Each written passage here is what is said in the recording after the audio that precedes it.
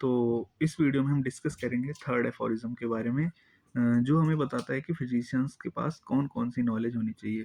Physicians को क्या मालूम होना चाहिए कि वो एक ट्रू मैनर में फिजिशियन कहलाया जाए। तो फिजिशियन को डिजीज़ की नॉलेज होनी चाहिए, और मेडिसिनल पावर की नॉलेज होनी चाहिए कि मेडिसिन की पावर क्या है, मेडिसिन कहाँ और कैसे किस चीज़ पे एक्ट करेगा, मेडिसिन की भी नॉलेज होनी चाहिए। और चॉइस ऑफ रेमेडी, वो रेमेडी कौन सी रेमेडी को उसे देना है, कौन सी रेमेडी उसे नहीं देना है, इस इसके चॉइस की भी नॉलेज होनी चाहिए। वो नॉलेज डिजीज़ की नॉलेज को और मेडिसिनल पावर के नॉलेज को कैसे अप्लाई करेगा, वो भी नॉलेज होना चाहिए उसे कि कैसे अप्लाई करके वो उसे पेशेंट को ठीक करेगा। प्रॉपर डोज की भी नॉलेज होनी चाहिए। मेडिसिन तो मिल गई, अब मेडिसिन किस डोज में देनी है, कितना रिपीटिशन देना है, और उसे ये भी मालूम होना चाहिए कि मेडिसिन उसकी जो बन के जो उसने मेडिसिन सिलेक्ट करी है वो कैसी है, मतलब जेन्युइन है या नहीं है। तो इस उसके लिए फार्मेसी की भी नॉलेज होनी चाहिए। ऐसा क्यों?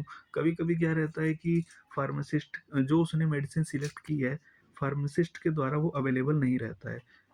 बट अगर उसे फिजिशियन को फार्मेसी की नॉलेज रहेगी तो वो उसी टाइम पे वो मदर टिंचर से वो प्रिपेयर करा देगा।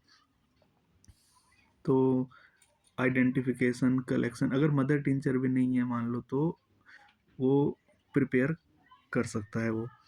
और उसे ये भी मालूम होना चाहिए कि ऑब्स्टेकल टू क्योर क्या होता है, मतलब कौन कौन सी ऑब्स्टेकल आते हैं जो किसी बीमारी को ठीक करने में रुकावट पैदा करते हैं। तो कौन कौन से रुकावट होते हैं आइए देखते हैं। तो जो ऑब्स्टेकल टू क्योर है, हम इसे डिफ्लेक्टेड करंट भी कहते हैं। तो ये तीन कैटेगरी में इसे बांटा गया है, पेशेंट की साइड से, फिजिशियन की साइड से और रेमेडी की साइड से। रेमेडी की साइड से कब होगा? जब वो रेमेडी जेन्युइन नहीं है, तो कहाँ से ठीक करेगी, या ड्रग प्रूविंग में कहीं गलती हुई है। फिजिशियन की साइड से क्या गलती होगी भाई?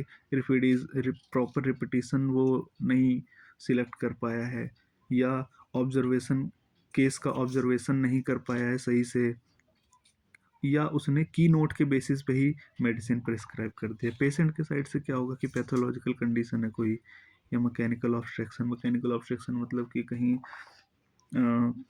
जैसे कुछ उसके बॉडी में कुछ फंसा हुआ है, जैसे फॉर द कॉइन फंसा हुआ है बच्चे के थ्रोट में, जैसे कॉइन फंसा हुआ और हुआ रहता है ना, कभी बच्चे हरकत कर देते हैं, तो वो भी उसमें मैकेनिकल ऑब्स्ट्रक्शन में आ जाएगा। फिजिकल इमोशनल स्ट्रेस, ये भी ऑब्स्टेकल होता है क्योर करने के लिए, जिससे कि क्योर थोड़ा प्रोलॉन्ग चला जाता है।